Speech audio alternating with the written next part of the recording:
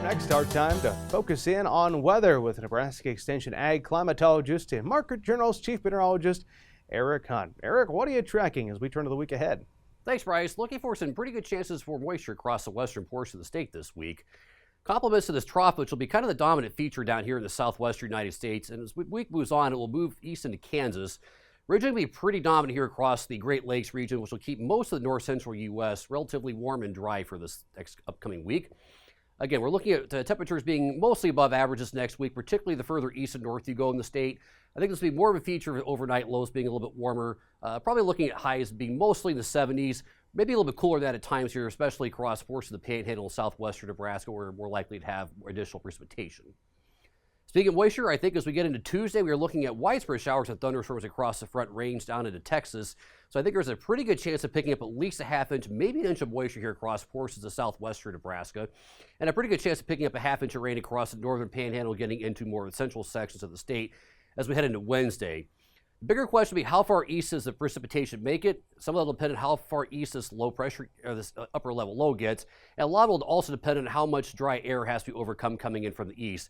Again, we're looking at ridging being pretty predominant here across the Great Lakes region.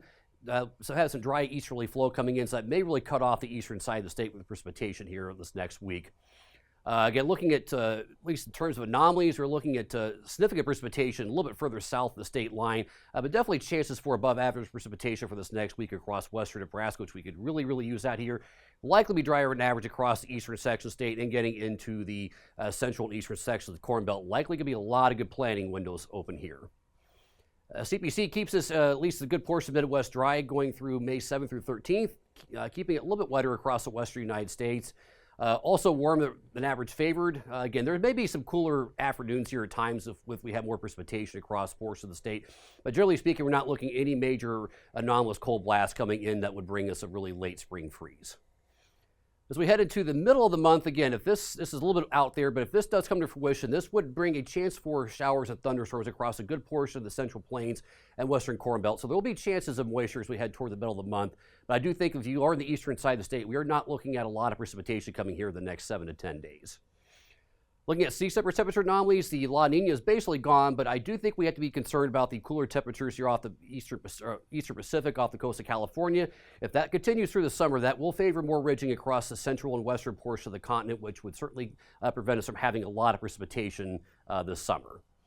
Speaking of precipitation, we've been very dry here from O'Neill down toward Loop City. Pockets of better precipitation here across the Sandhills. Some of this is probably contaminated by a bit of hail. We did have some significant severe weather events out here across portions of the Sandhills. This was taken near Hyannis. Very low soil moisture here kind of persists across a lot of the central and north central section of the state.